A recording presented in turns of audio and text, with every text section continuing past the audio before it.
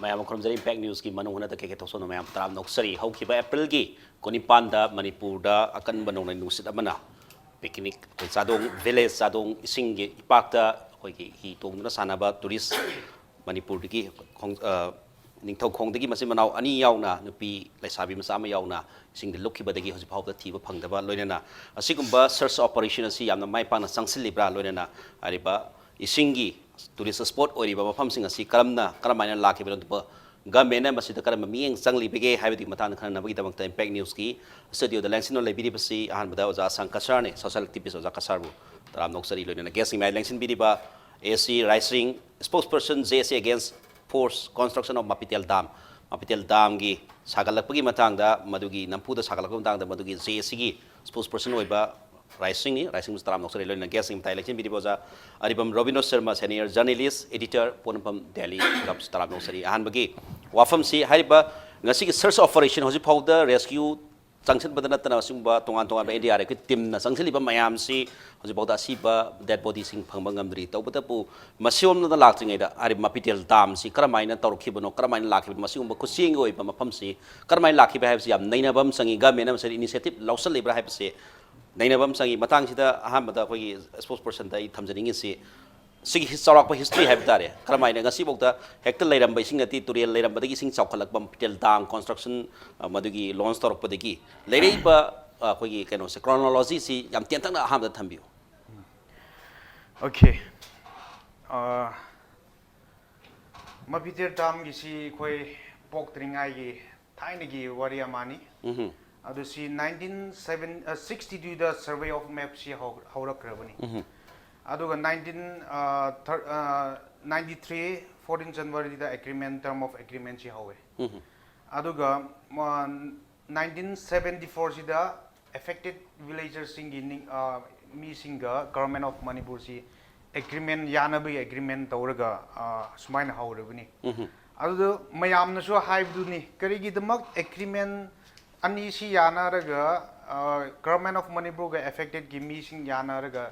tawgrabusibu karigi damak ikoi che si karigi damak si da ikoi yet ningai lebra haibisi su mayam na su question yes a question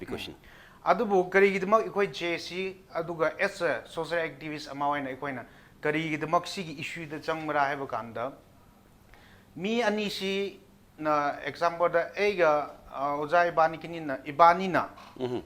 yanare hairaga mi ama hatpa yadeba rules lei haibni da ibani yana ya haibi mi ama nubi ama rap tawba yadeba according to the law gi rules ki mudung in the process si mayam kai gireba ado ikoi na su memorandum si hanna ibai bu sing na su hanna piram gre ikoi gi madam da su adumai na ikoi na su memorandum si Modi bu su prime minister of Modi prime minister chief minister bu su adumai na pi ga ikoi lakre ado violation tawgrabdi points 14 points kumba yawe ko agreement sida element sida moina violate tawraga government of Manipur na violate tawraga construct tawri bishi adugi damakda ikoina so force JC against the forced construction of Mapithel Dam haibisi sumaina haujabani si aduna hoi last year su dam si sangga grani inaugurate tawgrani haibisi thokre adugi madam da ikoina prime minister busu memorandum bisile aduga outside India ki outside indigenous people ki human rights ki CSO sing da ikoina mobilize tawba ganda mapan gi mi sing sidi yam issue si yam seriously daweba haibidi moidi si Manipur gi issue ni haine lo deba si global issue ni haine lo moidi si global issue ni natural calamities ki land gi loina mag gi environment gi prospect mayam da dum moi discuss tawre go even financer di mora di koi kari tawba yaba koi pangani haibigi rom da koi bu mora support su yam bi ba moya koi na 11 hours inaugurate tawgrani haiba kanda mobilize tawba kanda moi 41 CSO outside the India na so Modi bu so si yaroi violate taw si yaroi na even prime minister of India bu so moi no che bishin greba adu bu unfortunately koi Manipur di si tam gi area ni affected area gi issue ni haibigi romda koi di dum yam bixin na dum logre adu maban gi mi sing si even India gi mi adoba koi Manipur gi NGO mayam so adumai na yam ever double leye haibidi si mayam gi issue ni IBC sumaina leibigi equation more than 26 organization tambak issue ching issue loin mak yauraga che cc sumaina same ni se ado hojik ekoina ngasi thokriba incident issue mayam si government gi responsibility okay adugi matang so khoi gi ngasi si haiba kanogi je cc gi site gi su press conference taw dana madu gi responsibility si government oigadabni haiba ofam julai madu second round amul laksage ha magi si madu gi sorak pa history habitare khoi gi sadong village kalmayori lost villages mayam ma masai da submerge taw mayam magi awaba aduga madu gi saina khol mayam ju phawriba mayam sing barak tasni oja kasar su bani okay oja kasar laksage hojiki hariba kasagi haibidi tongan ba madu gi MOA agreement si madu thugaire habi ofam jule du masida tongan environment ki masak sing forest ki masak sing ade flora and fauna ade ki madu gi geological consideration mayam am su lairang wani masida adu da thengnari ba hadi detail impact assessment si kari lei ba di matan khitang aham thambiyo mase aidi chadong khunmak tagini mayam boina thamjaning bani aduga affected adu village ki manung da changba ko chingba adugi khunama oibane na aina akoina adum haibada yamna haifum thokpra haibusu adum ai khale yes adu ngasi gi Mapithel thobal dam multipurpose project haina khangna base hoi masigi root cause aduga masigi history si yam leire adubu akoina khangadabadi masi on timely matam chana government na thabak ta hodaba adum ching da khakta hairaga akhoi gi thabak oina leitaba akhoi gi Manipur da sigi haina biama ko department khudi maki present matam gi government huji gi government da blame to na chadaba adum lakhiba government mayam se sum nganglaga thabak oina panthok da sum lakpedagi ngasi di madugi result do khoina phange madu ngasi thokba thodo aduna develop no masi akhoi history ama thamoi ba taradi ngasai mamang da lejarasu Mapithel dam haibase gadongai digi hobra haib da 1980 da launch tawraga chathakibani 1980 da tawbudu hujik 2000 kaino 19 yore adu hujik phabu da loisandri haibasi diko akhoina mina taba kanda di madu yamna aduga topal lebakna uba khangba kanda di karmaina khalam da no haibne dam macha ma sabada migi lamda 5 years da loiba poto akhoi 40 years shure ba 40 years shu phabu da hujik loisande haina lairi sibu akhoi di ikai busu ikai khre adubu yada dana ko akhoi dum khanglaga leibani aduna masi 47 crores da 1980 da madugi budget da semlak pane ba mani 40 crores 70 ki tawraga 130 crores amu yaure 130 crore digi 715 crores amu yauraga hujik sumaina lakpane ba aduna 9080 digi hobani adubu mudna raga area gi affected people singa mudna ya dena tawna raga 1993 de agreement ama tawe ba 1993 da government ga affected people singse adugi 1993 da tawre 1993 tawraga 1998 da officially moigi agreement ama austis ki haina government publish ama lari phonge ba agreement mayam adu da cp gini ani yana ba ko 1998 official oina yana khibo poto madusu implement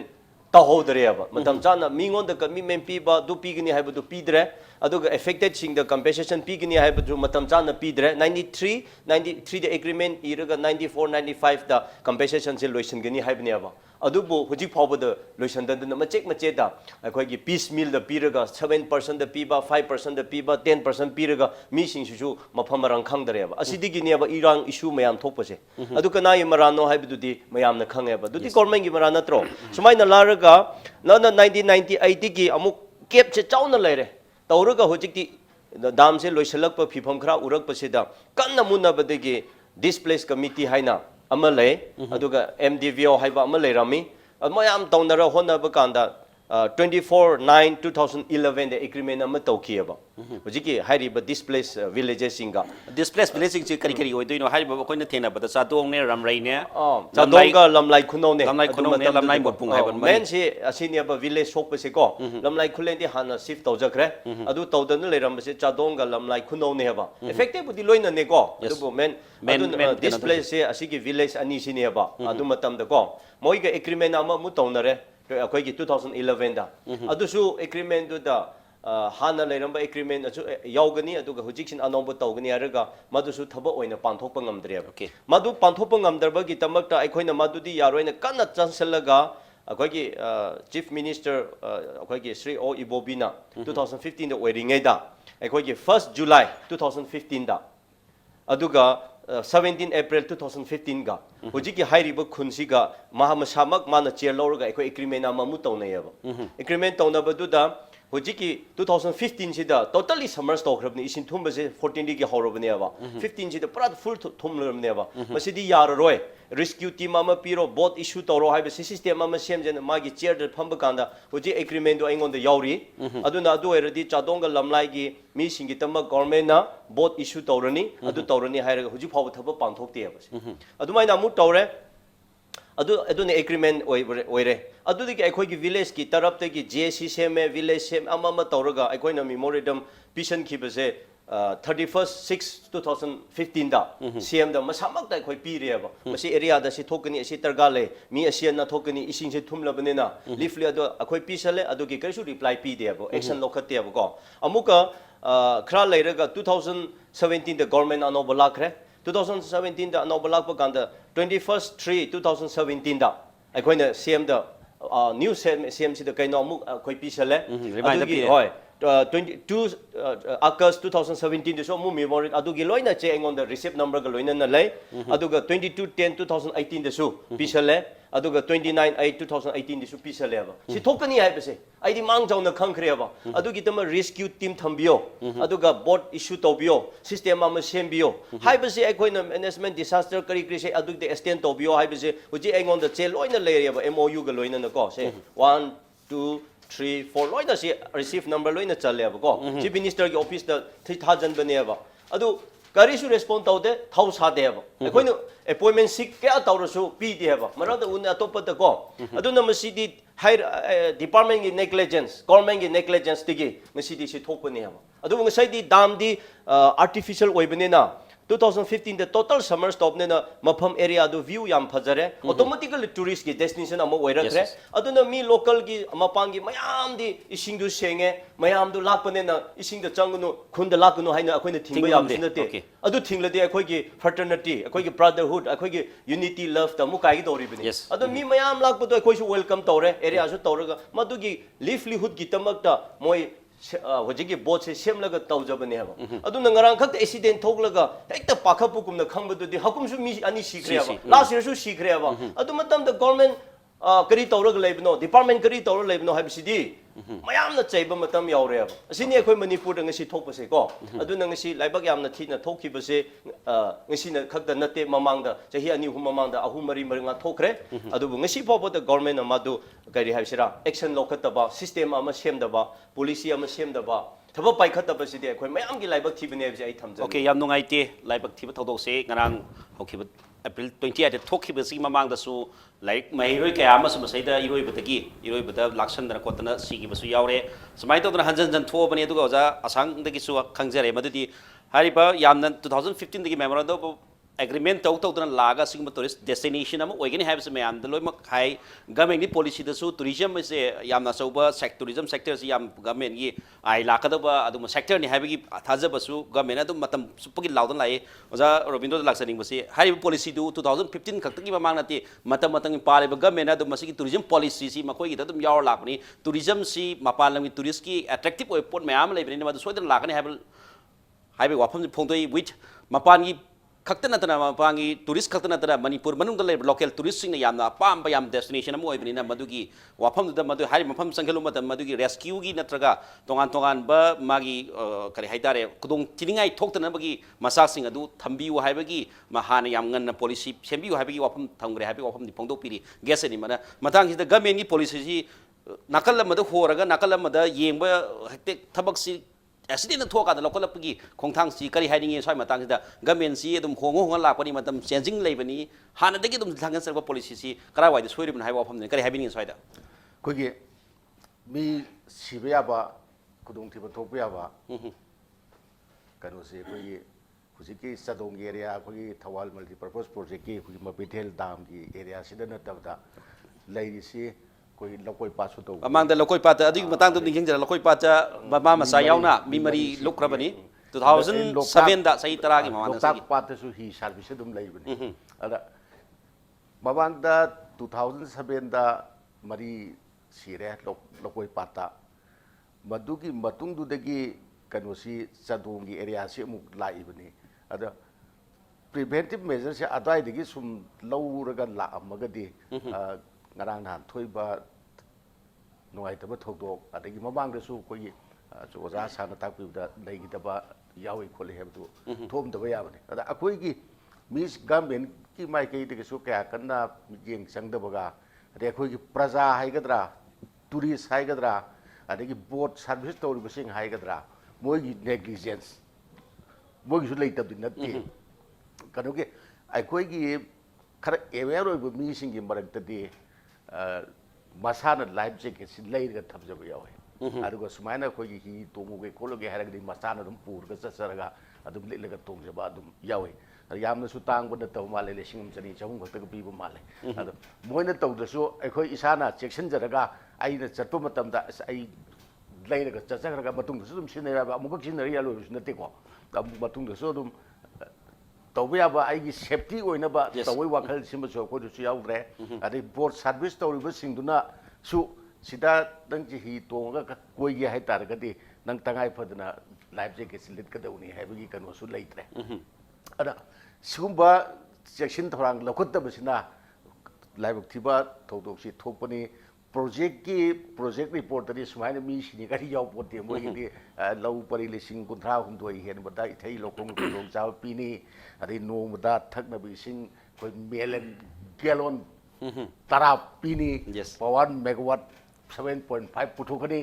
kun sege summers tawni sibau tani moi na tawda aduga tourism gi kanu su yaw pote du multipurpose hai bani na loimok tourism gi khangde fishery khangde lo yaw ba ya banga tani du tourism gi kanu ne semgot posi yai hojik su yai aduga laksu la bani si chadong gi area si nahawai du natre praja sing moi kun hongre boi hanai du lukre toyum sung akoi bada leiba kanu sing di akoi gi lam koi ba lai ba sing du gi service pi bada hi tonghan bada akoi gi afaba earning ama moi ju oi di oi ra bane ana seida ina thamjading ba se government su regulation ama sem na ba hojik ti khanare haibo pau su tai election model code of conduct lai bane election model code of conduct lai bane na lauthok pa ya da bagi phongdok pa ya da bagi taw bu son ba ya duga koina tajabadadi leire haibo gi tai ana life jacket tangai phadana lilhan bigadabani lilhan badana tana akoi boat service to ribasing hi thoba adagi mayam gi kano to mayam su mo su well trained oin ga dawni hekta tawraga kasai motor boat ni kano akoi engine na thojabani hekta mamai ga chum ga pangthau thoni haibagi nataba but well trained oibama changi thogudur sing adagi marak sida akoi gi rescue team mama thongdok thokera thoigera team amadi adum lehenbum changi akoi gi mana yabda mi manga taru ursu tarabu ursu adi karume hek tholku matam te hek khudak ta kano tongna bagi rescue to baya nan chem san thamerga se durbin nama afaba durbin nama sinabi ai lama sakib du yeng bi ai moi kadau gre kadauri phataba tawra tawdabra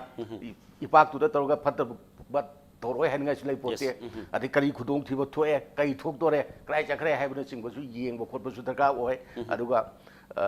thoku matamda khudakta tawnana bagi pot ama rescue team haib tare permanent rescue team ama hek kanu tor ga dai du da thamba adu tahodre yam kui na mamang dagi labani masigi sit 1980 dagi lakrabani samai lakne habsiga mena yam sang plan amada adum uraga leirebani adu tahogda basi madu kayam madu kari haibini bigi haiba wafam sini tahodre hadna husi kana chingthukni chingthukni ngai kasu leiti ne government da saiba ngang badu natana nang na okay responsibility di tourist laiba tourist sing du su boat owner du su loin magi kan responsibility ne loin responsibilities moi loin yawi government tadi tourist adagi board service servicing loin yawi adu kanada singthu ya ponte adu masi 1990 digi horpani adu summers to wudi na 2014 15 na dai horpani adagi masi gi si akoi hujik Chief Minister Honorable Chief Minister Sina IFCD fighting it. Other much bottom abandoned to work some other wong the later Mida. A quickie Lalopana Hagadra, Fly by when Hagadra, my heart to the worker, ma'am, labor, ma'am, heart of Boto to the gate. But Queen Sahigasi came to Rudram. Adu Matunda, Congress government, SPF High Time Ahanbodo. A quick Congress to sing with SPF governments Lakanda Amuk, revived to Hagadra, Amuk no Namaka Pahita. Aduki. Matamdu kanota akogi ani subatamda oimale akogi kanona kojigi honorable chief minister IFC minister anman oringe matamda 2000 gi assembly election se machine lauk thukring ge sangana ba mari am kan hona bane ba madu 98% 98% de tum loislaga ayam ba gasagi spillway gi kathabak se ayam ba loislaga dam sabu de khoi khang ko da 1982 83 rai loigram akoi akoi amuka akoi kanogi legidraba hairoki ozai putu mina IFC pairakpa mam pairingai adagi masi tokadoraba akoi thawno jamu oza sauna IFC sport kadu marakki adaida mai turam chapta akoi su matung in yauruba adai adum saban loi hore hujiki dam simdi adu hujiki matamda akoina takhibada hujik dam saribu jaga ji phayang ana haiguna tar e akoin takuda phayang da dam saba Mapithel kai ji panlakti adai matamda thawal multi purpose project the spillway phayang da saba haina adugi kanodu da koi khangjar kuni ado hujik ayam ban lore sanga ga du ngai ba gi phibam ni power component du khara hingi hai adu tawgudau di male adai hujik somda koi gi water supply gi ama kanna singai singa porok na bagi kanu si sisu ayam ba losilak pa male ada kana ba di phangba haugador ba gumbani mase kasai gi usigi water supply gi pipe ting basi lorak pada sahi 40 gi mama di hogi ko singa kana ba haudor bani gasi haudor bani adu basi jo khogi itihas de ibya ba adagi world book of kariya ba Guinness record chanwa yaw poni sugumba lupa crore ni futa de changni na paraga packet project ama 750 crores 700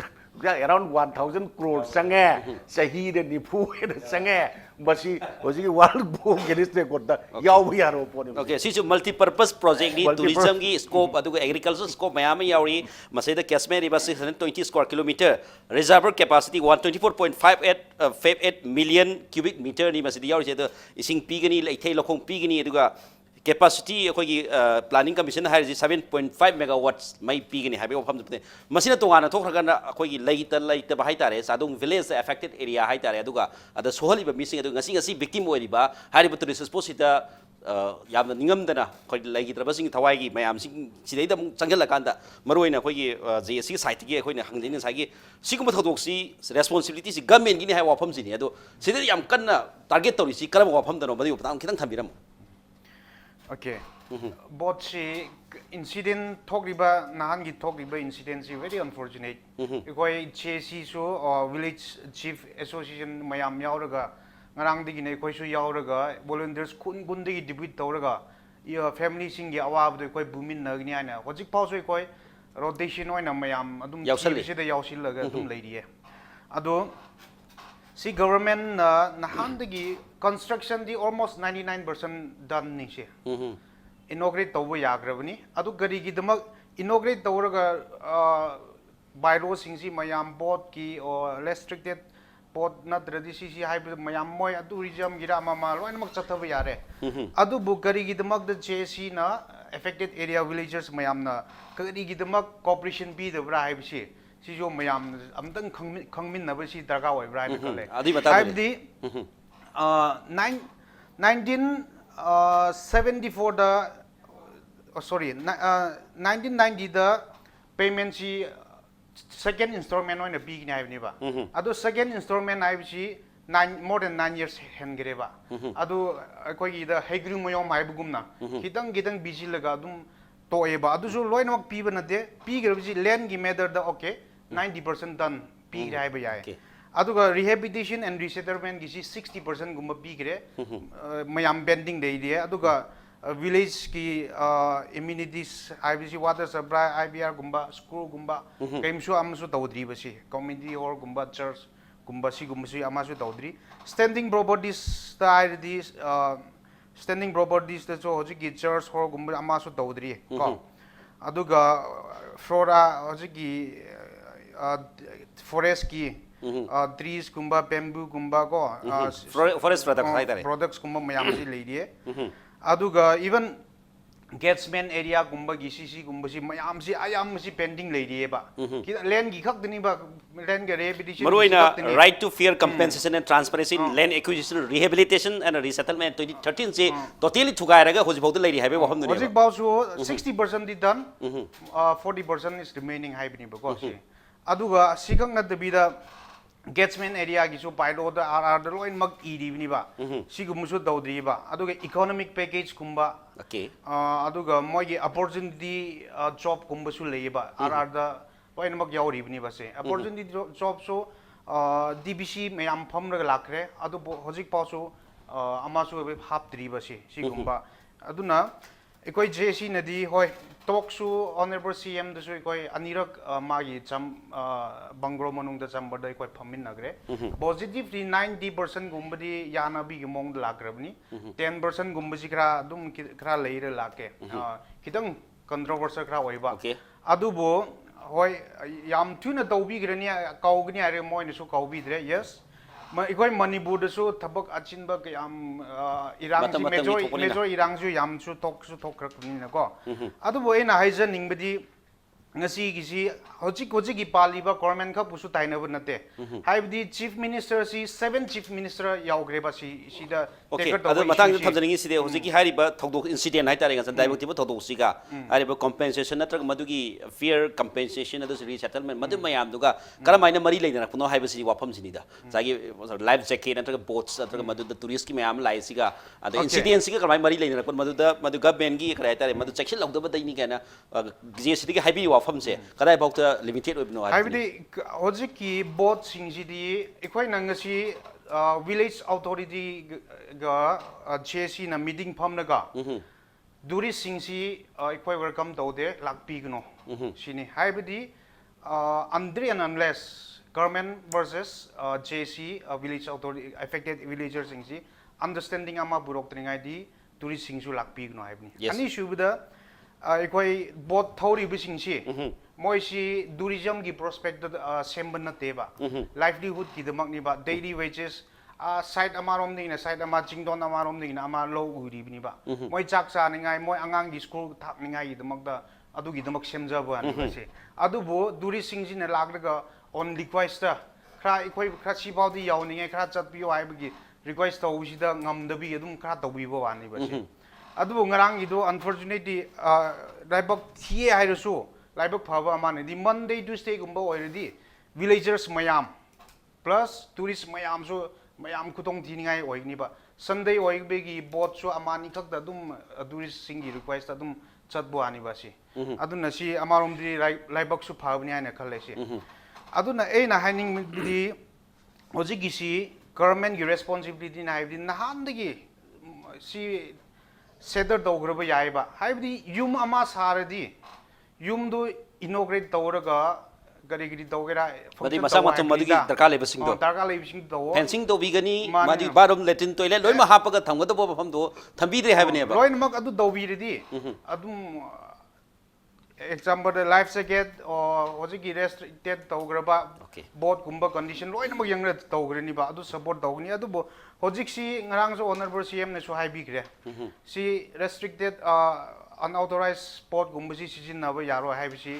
nan ekoi ngasai ekoi press conference so hai kre si gumsi tawbi no ekoi cd livelihood ki damangni moi tawgni adu budurist ekoi welcome tawde hai bini ba hai bidi construction ji government na tawringai si de thokpuni na si responsibility ji 100% government gini both or khunja gi versus victim ta ba yade si 100% government of Manipur na responsible low bi da buni okay ariba thobal multi purpose akoi Mapithel multi purpose project hai tare hydroelectric project hai tare are pham ji inaugurate tawdri bani na hoji responsibility ji government ni government madugi inaugurate tawbi ga mayam da kathom ga di madugi du mayam gi su adum responsibility laibini habni de khunja sing site gi di maroina tourist sing welcome tawde hoji pawta madugi mayam madugi masak mathum sing du laita bani na adigi life jacket aduga boat sing su only for livelihood for the persons of adai area dugi persons in livelihood makhoi sana nabagi damakta aduga madugi paisa phangna nang tawjabani na madu kari haitare madu akhoi government na madu authorize tawbana tan madu da akhoina government yengsil hogdabani haibasi yamna akhoi JSC ki site gi thambirib sini matang yam tetak brem joge break matang da yam thonan jarge peng ni suming ta do lebiu break matang mayam amung kata ramong sari break ki mamang da sadong village karamai oirakibna duga tawal multi purpose hydroelectric projects karamai lakibna matang da yamna brief history haitare masi mayam taminare loina khoi gi break ki matung sidi haib search operation matang yamna mai paktana hoji bauta lairi basing kisi ki matang kitang amung nei namina je oja ka sar laksage hoji bauta lairi condition sida haitare laibak thiba thodok tu da mamang da it is not first masina aha banati mamang da IIT ki students last year students sama lai kitabagi thokre aduga hariba tourist sport si khakta natana sadong si natana singda dam da adigi loktak da chengmai da aduga khoi gi ojana habibdo khoi gi lokoi pata sigum maya ma tourist sport authorized tourist sport bawda dum khoi si sigum bagi keno se dum laibak thibu thodok se dum thoga dum lakpani matang sida hojiki sadong search operation hoji bokta NDRF ki 12 battalion ki team sanction dana de SDRF ki team sanction dana Manipur police fire service adi tongan tongan ba village authority do tongan tana khang mayam sanction dana university ki site ki ba sanction dana sigum search tawri do sidi yamna khudong sada ba masak sing yoja kari kari le ojana sengna kan villager amoina madu sadong history ma urakpani na madu hoji bodu kari khudong sada ba kari kari oi be mase jik se sengna haibada sai raisina haikrab de I repeat toroi kumge ado khoi gi responsibility to the responsible to the government na lobu tabani ngarang se tasengna nahan thodok thokiba se nungaite aduga nungaite ba khangna tana sengna haibada rescue team ama leiramba taradi misi sumaina thoklamoi siramoi manglamoi tasengna go moi khutak da mangban nate ai ngarama samak chalaga khoi victim family de so khoi wari sai aduga madugi both makoibu rescue tobiba local adugi angang James haina madu pilot haiba tare mama samasu umana kana honna jabane ba mana kana honna jabadigi khrasi rescue tabu phangki bane ba adu labna ba aduga mathang da oibagi ne ba se aduna rescue team ama hana leiramba taradi masi ilai laina kanba yaba pot ne ba adu jaina lakchaning ba point di last year su local gi mi phobu da siba yaukhrabane ba ko aduga top local tourist su yaukre this year ngadahan January dara February dara su thokhrabane ba se damanakta su thokhrabane ba aduna mising asina first time nate fresh nate ba aduna ngasi aina hojik aina lakchaning madudi hojik phoba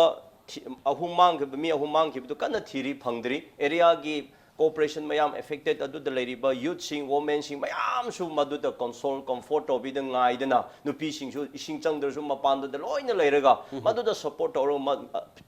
thiba phangni kana honari adu navy gi team amala kani ai huju phaw yauraktri adu moi fire gi ama disaster gi ama tawbudu di ai wakhanda yamna effective tawbudi tawai adu phawbudi effect oide haina low phangdribne na aduna hojikti ai kaino wakhanda sida ta khiena sida khakta thira leibdo yamna hope leite maram ising se karan chalibne atopa topa corner da paithor ga area se hojiki Mapithel dam da kin hojikpo possible ta kaya yamna kilometer kya mu santoi masi masi hojik se moina loop liba se middle da ne haibi ai makhalom da nearly 5 km gumba lei mathalom da 6 km gumba leibne middle da ne thok liba se aduna hojik se aina haining badi hana ekoi experience lerak pa matunda ko mi low khiba ising da ta khiba sida ta haina sida dum phum leiba na te ba lublaga akoina thiba kan da corner da tawthop matam lei atopa da taw matam lei ba aduna hojik mokoina thiri ba sidi sida mang hojiki bot tu khiba haib tare lup khiba adugi area adu da dum thiraga leiri ba ko aduga navy gi team du laktri hojik phawa sumaina dum paw leiri adubu musi aina thokhiba matang da kitang panjaning badi ngasai ja kamana di haibire yamna chume afaba wa kainone lone adubu aina madu de kitang chumthoning ba malai masidi hoji hairiba area gi tourist ki lakpa local moi gi aran basu leram basu aidi hujikma ki position di moi de piningge adi sidi government na lobu tabane adu eradi pharene adu gi madu gi local gi boti gi natraga tourist ki soiba le hairadi kari gi dam du sahan banane kari ki dam sabno ba midi dam du for the sarubne na hojikti lawloina thumgrabne na moi alternative arrangement lejadre livelihood lejadabne na moi di nga thira hingjaba adu tawro hingjabo ane ba adu di dam du sagakno haibne da dam sengkat patara di government na adu gi materials madugi needs changba mayam du di government na tawbifam thoktro aduna hoji aina example witness sama pi ge seda agi chief minister the pisan khibagi RR number 855 date 23/8 10 2018 da su le sigi last point da se issuance of life jacket for safety and also providing of 2 boats for the affected villages haina pisa le ba se adu respond pi dia ba thap akhoi se thokani hai ba huji che sin the witness ni si the chief minister ki secretary di RR number le ase lei jabani si the safety tawninga life jacket pio hai se hai akhoi na hai ri bne ba du sai life jacket tawu ya du hoi local gi tourist sing si di paisa pai da ba yam le ba chumna koining ba gi adu other service period ga lei ri ba sing si affected people sing ne ba this place hingjaninga itamak da nomo nomo ichara talib du bu life jacket du lising ani khak pi ro su moi leiba ngam de ba moi leiba ngam de maram di moi di hujik di low leitre paisa du macei piraga upai leitre khun amada ama nauna shift toro pai si yengone kaya da waram gani yum hongi bani agriculture natraga khoi gi occupation ko khoi gi kari aisira pon profession se nauna hongli bani ba adu gi awa mayam che kha kha ringai da life jacket du adu toba tar di government 100 200 issue to bi da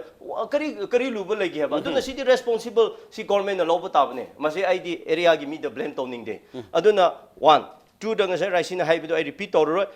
government in necklace kari gino hairaga aina haibu ne 1993 the agreement ama tawe adugi agreement do implement tawde uji phobo implement tawde ngase adu the service pigni every family the job ama employment ma pigni haba master ro khangde any suitable adu pigni haba yawe ba ngasi affected villages family kana boda masigi agreement makhada service phangba yaudre even MR khangde police khangde master ro phangba yaudre ba se 1993 gi agreement maming gi khakta were totally fail were maduda amuk lan taw 1998 ki su fail were adudi gi amuk 2000 kaino ne 11 ki agreement amu taw we 11 se da go but the government of Manipur ga adu agreement engon the lady yauri si the commissioner na soi taw chief engineer soi tawri department mayam tawri adu su huji phob kari su madu implement taw deba adu di huji di maradu kanano haibine da adu nang sai ki dam du commission tawdri inauguration tawdri har di dam nangi office ama campus ama da yum saringe da di mine huram ba chang ba khangde ama khangde du di madu ni yengsan ba tabne adu na dam se incomplete oiribni na commission tawdri bni na madu da kari kari thokpa ya have the government na department the concerned department na yengpham thok tro ba kari gi yeng da bno bni da adu ga 1 2 the tourist adum laraga tampaki normal the Sunday the gari more than 200 lakh pani ba holiday sing the marak the holiday the 300 500 vehicles visit la ba masi cover the su ISTV the su impact khang ni bani whole of Manipur khang Facebook the WhatsApp the thagali khang le ri sibu government ai khang de hai bu de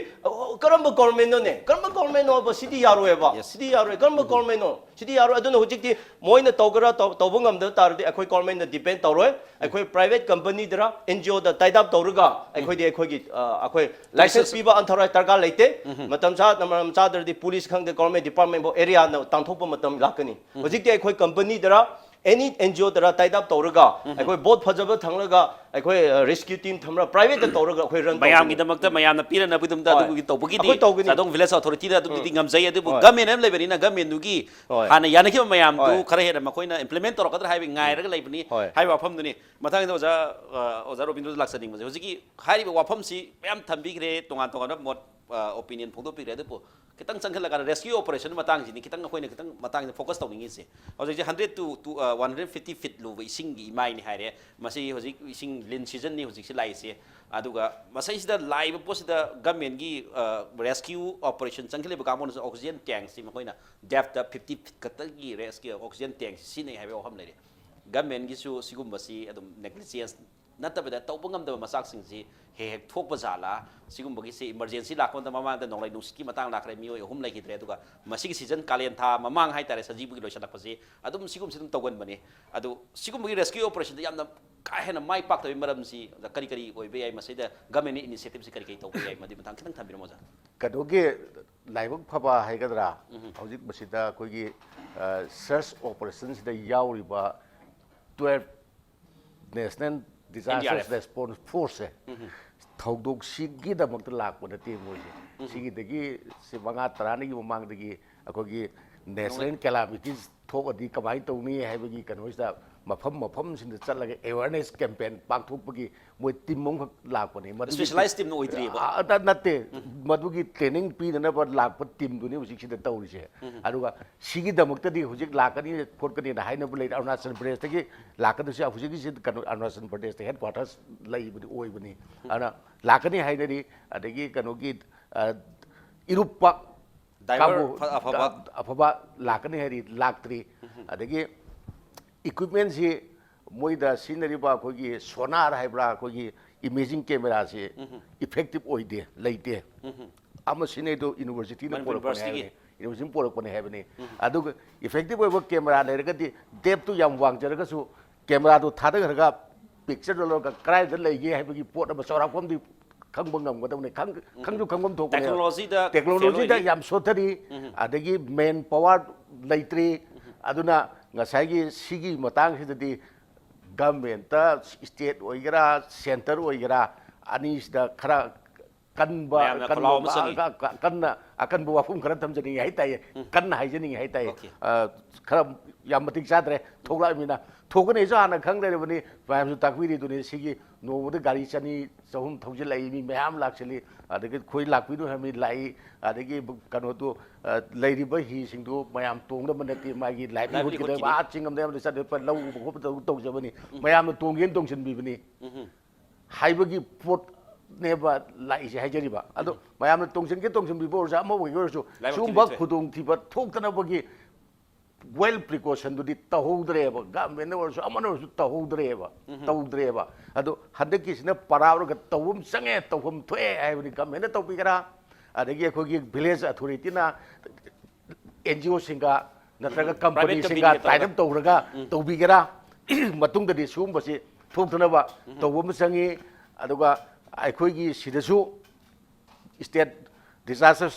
response authority haibne koi do disaster SDRF si kharena ba pangang kakhalan basangi yaraga de han de soi haijabni state government center da kanna pressure piraga akogi national disaster response force ki battalion ama sab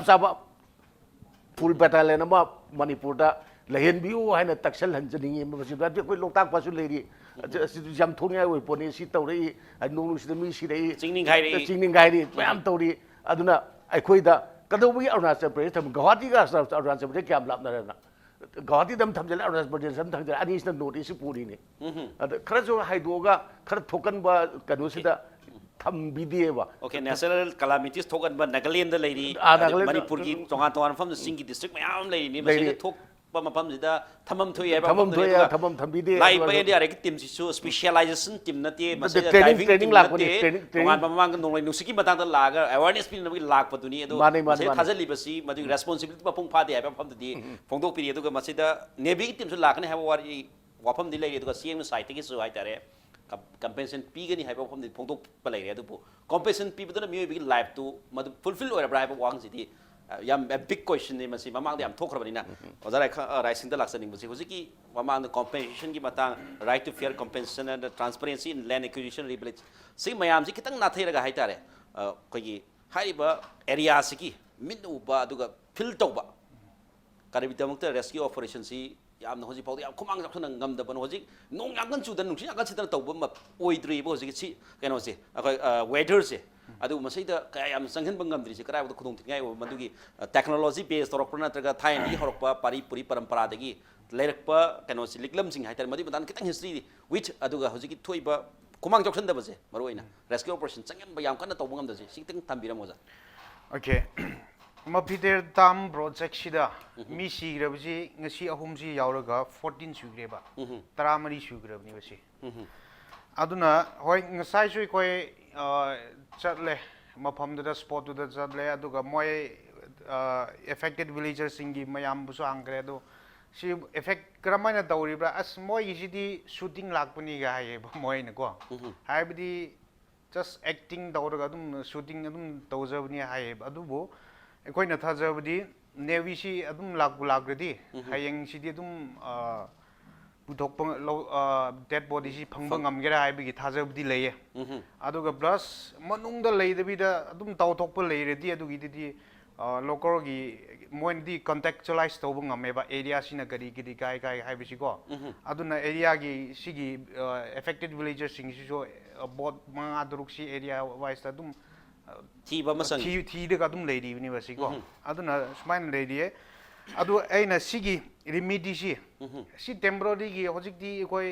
ngasi phangnasu hayeng phangnasu ikoina Kau kira habis hingan gi debang amdeba adu hojik di sigumasi repeat tawdringai si koi gramaina tawsira hairidi chesi aduga villager affected villagers singi cooperation yaudredi government khaktana implement tawba ngamoy aduna government of Manipur nasu CSO organization mayam nasu memorandum of agreement amasi batsana yanaba ama leiraga next siguma thoktaningai si sigumba understanding ama leidringai affected area singina government of Manipur bu cooperation bidringai di sigumasi adum repeat tawgni aduna athubada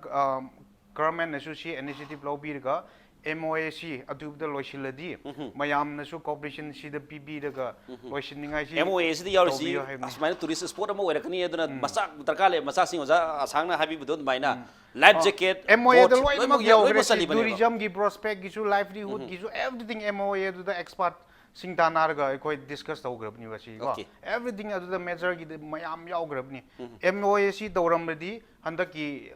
thok thom da be thok loi Okay, memorandum of understanding MOA that agreement memorandum of agreement sida loi ma fulfill tawraga loi yaw habi duni loi sala phuza jak sang le point khartanga koi lokha saning basi hojiki hariba summers village ki mayam kholaw mayam am su leiri adigi technology base torpani na ising am sauna lakpani na technology base torpani na technology wat khusuk lai wat pa duga rescue gi adigi police ki haidi kutak thoktri mamang madu restriction ama do's and don'ts khara toroga su madu kalamba yaba natraga toram daba yaba ni habi opam dadi guessing dagi dum phangi loisala suggestion hai tare MOA do fulfill tawdingai chi kari kari tawba yaba masak sing chi kari kari lei badu kitang thambira mo jalo adu sini hoji hairi baduni hoji last agreement haiba tare ko between the affected people and the government ko mokoi process story on process story ngai du da Tauri I don't know Madu Nairag Levia, yes, area Minasu, government Minasu. Tauda Bubu Madu additional in addition, Nasaina Ahoboda, Panjakibudo, Hoboda. Matam Chana on timely lotion the begi, factor mayam si lakpaneva. Aduna Hujiki la on time lotion by Habsi or Topakra Waradi Walazo Heman Kraba, SS Way Kraba, 40 years I say. Sidi SS way kreba ngase ojana haibudo sidi extraordinary way na chakreba SS way kreba adu huji khoi raisina hairi bududi hujiki madugi potu lakpadegi ngasigi kaino generation se europadegi madu yamna additional point du lakpanieba aduba hanang sai na haire 1993 agreement amale 1998 su le aduga 2011 su leba aduda su hairi potse dum yaurga lakpanieba aduna madu implement tawdebagi neba adudi tawdebudu kanano abdu mapudu government neba anu hujiki in addition of that mayam adu lakpwa neba anu aina ngasi sumai thamjaning bedi ngasai ki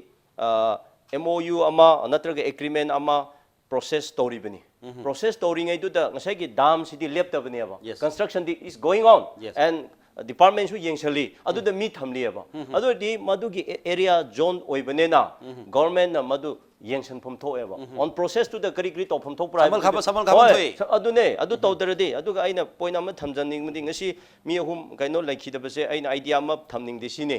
hujiki summer se 2015 the total to banena ngasai gi turian ama chelam bane mapan do di u achau chau bo hoeba nung leeba adu madu nung u mayam du tusandri eba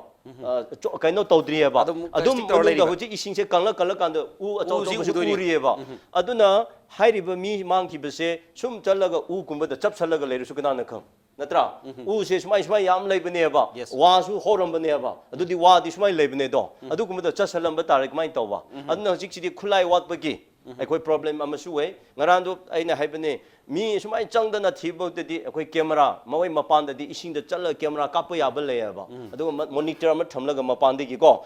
tech tawningai gi adu ai khoi de adu leite ba adu gi man su problem we aduna aina haining badi hojiki MOU da agreement ngai bi yapon na te sidi ko masidi necessity ni haba necessary ni haba aduna masidi agreement uji raisi na haire handa oi bi next year da chapa ya no one is kana su khang de ba ko sidi khoi ki government ki system je khoi khang ba aduna hujik kunsi tawgni haibani mathang chahi da mular su kana na khang adu sonda di mi di kaino tawun leirabne aduna masidi madu ngai da bi da ko kariya siram best level da koi equipment mayam material mayam thambiraga village the cooperation piraga madugi matam matam gi ama tawba masidi government gi tourist gi khakta nate hojiki ekhoi chadong khuna sonda haibese lamlai lerib affected sing turen lalaga chalibene sing thiribene haba masi atopa tourist thamgio khunja sing du kamaina cross togadabno problem di mi cross toro chem puraga chalibine imphal ta kumli base adu bot da tonglaga chem puraga paisa puraga insana pi pulaga yolibene adu sing du khanbiro ne tourist tokyo tourist hayang ma khoina thinjarasu thinjan ba yaina for the time being akoi tourist thingba ngame ba si changba yaro hena adu bo villagers affected villages to where they will go see very important question ne base maroina hariba wafam sida khoi gi hojiki kar haitare terrain haitare si chadong village gi hojik le singi imai si terrain si yamna khudong thingai posak ni na maduda technology base kara toraga technology equipment si henkala ka da madugi keno di dead body madu search operation mai pakne wa phumdi thambi duga matangi da khoi gi university manipur university sonar technology sinaraga thibagi wafam phongdoi adupu tongan tongan ma khoina khudong sa da mayam su hai def yam leiba duga lekhom na nang leiba uwa sai oja kasar habiba uwa yam na hoba madu yam mot pa haitare mot pa means naturally matuda submerged togibani madugi mayam leibani na madu dead body ama hek imai chi pak pak puna tamni maduda kudong thibadi mayam am thengna gani hawa phamdine du matang da memorandum of agreement si fulfill tawdinge da government oi matik saba initiative aduga tawba abasing gi tawba mathau tai haibasini guest home dai thambi se duna matang da local tourist aduga adugi local khoigi local chadong village authority aduga local authority sing aduga government ni site su ta madu sigum basing jam khudong thingai mafam ni haibase puna mana wakhal tamina ba mathau tai matung da sigum ba yamna nungai taba laibak thiba thodok sing asi dagi ngakthok na bagi damta madu mi khudi mo aware mathau tai haibasini tagasari oja kasang oja Ashang Kashar aduga AC rising loina na oja Robindro ngasik manung na lakpi duna tongan tongan ba khoigi opinion sing phondok piduna search operation matang da aduga chadong village matang da wai me am phondok da guest home pu manung hun bai kai digi thagat ba phondok choi loina ngasik ne manung ni tholop si matang phom mukana kurumjari